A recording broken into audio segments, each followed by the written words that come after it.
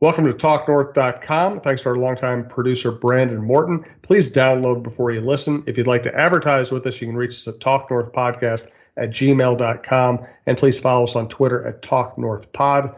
Two promo codes to be aware of. BiteSquad.com. Use the promo code TalkNorth to get your first delivery free. And go to SodaStick.com, the great local apparel company. Use the promo code YouBetcha to get free shipping on any sized order. Thanks a lot for having me. I appreciate it. Thanks for having me on the show, Steve. It should be a good one. Thanks for having me, Steven. Double S anytime, man. Christopher Mando Russo here. You are listening to Steven Strom on TalkNorth.com. Always passionate, always fiery. You're listening to the Strom Sports Show.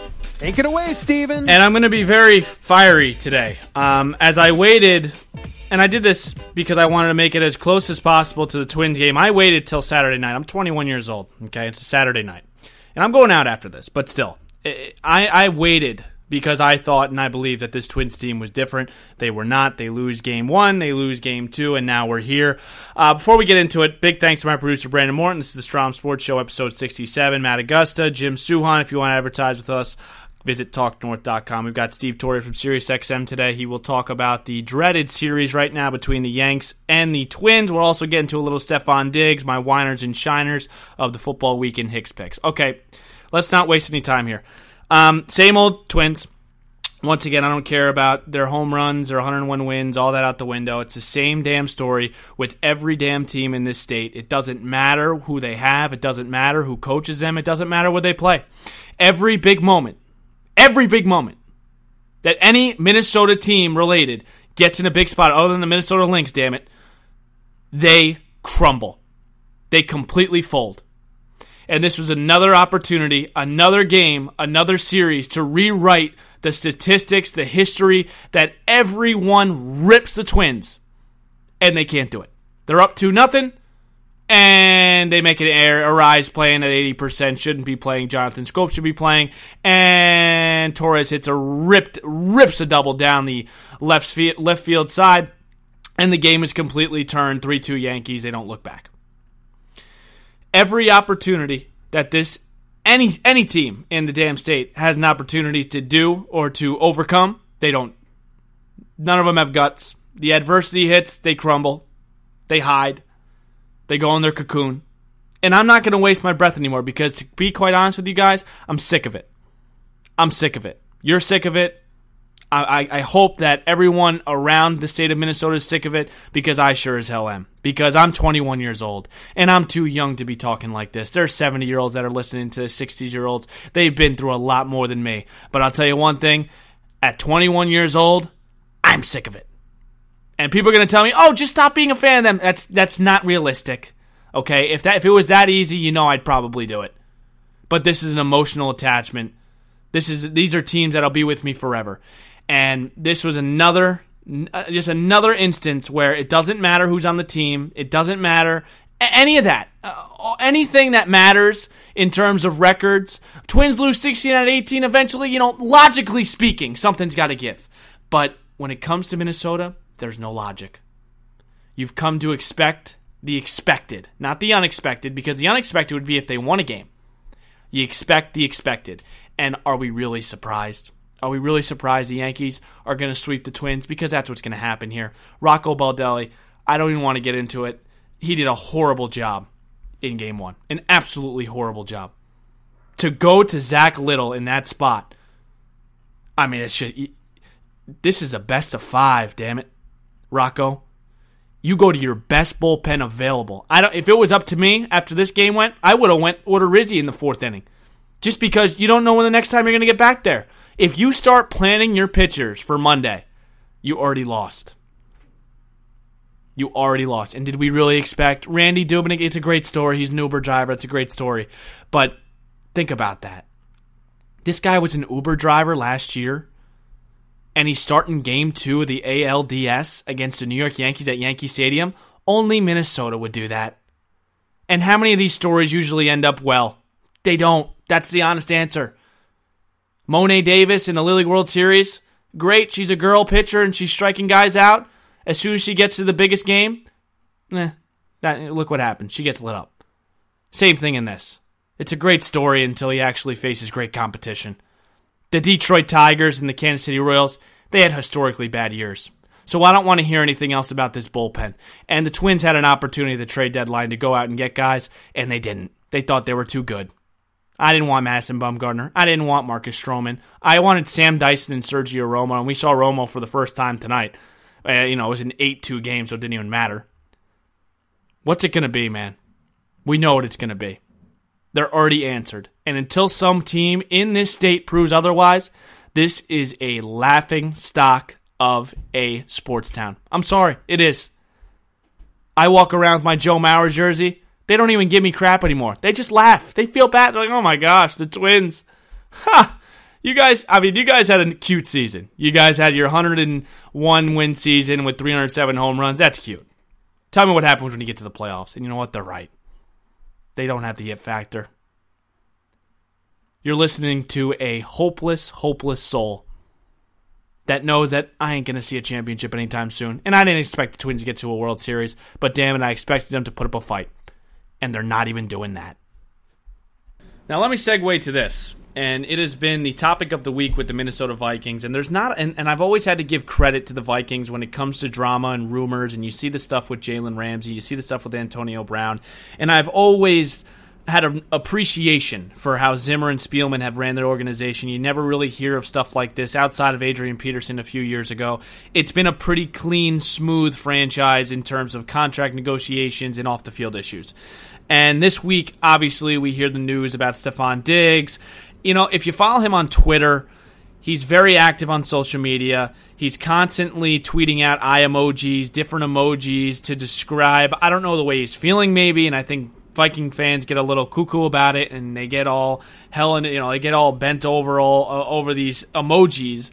And I think it's finally become a reality that Stefon Diggs wants either to be traded, wants a different quarterback, wants something different than how it's going.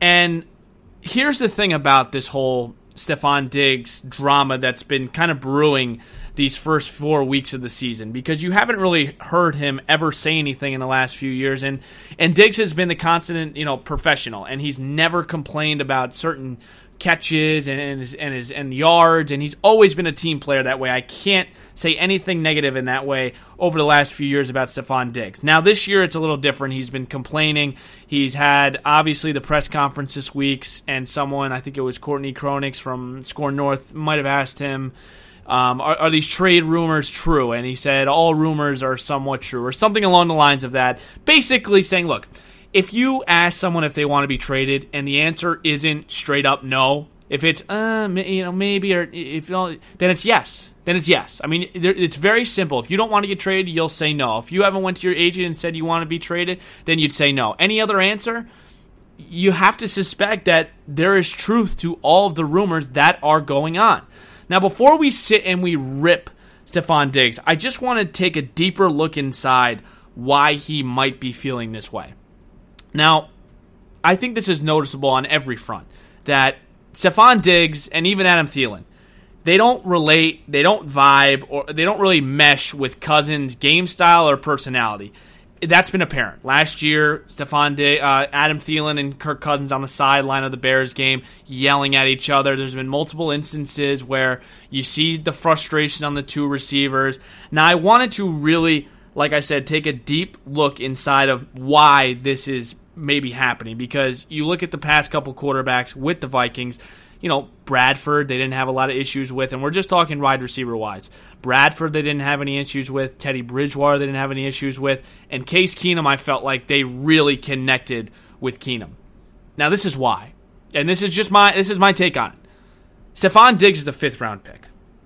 Adam Thielen is an undrafted free agent. Case Keenum was an undrafted free agent.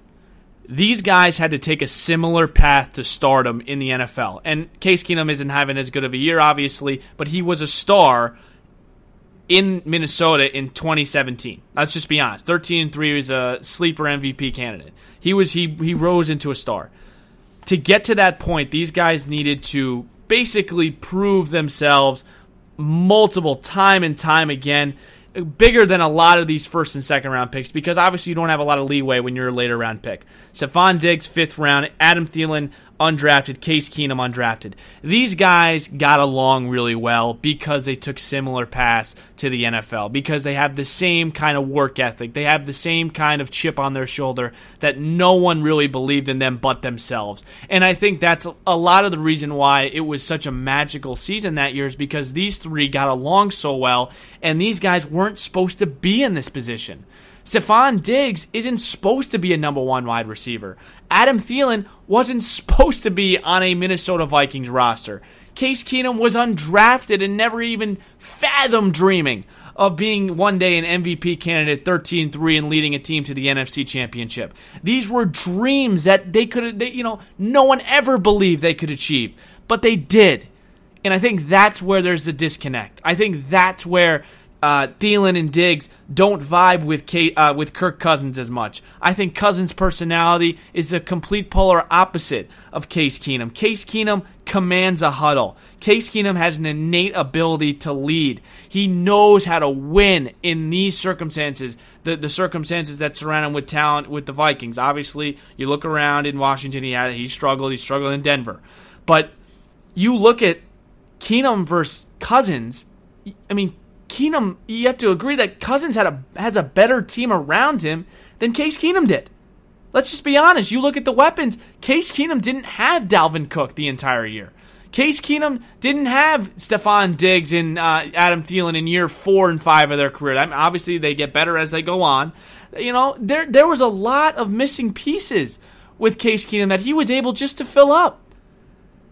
And this is a perfect example of, you have the Toyota Avalons and in Stefon Diggs, Adam Thielen, and Case Keenum, and then rolls in this big bright Cadillac that was just paid $84 million. It's not going to necessarily fit in well. You go to a house, I look around the houses and I see a Toyota Avalon in the driveway, and then I see a Ferrari next to it. That doesn't make a lot of sense. It doesn't look good together. They don't coexist together. They don't mesh together. And I think this is a perfect example of Stefon Diggs, Adam Thielen, and Case Keenum and Kirk Cousins. They're just not cut from the same cloth. And that's basically what I can tell you about this. And I think where this is a lot of the struggle is coming from is Diggs doesn't feel that connection that he has with Case Keenum.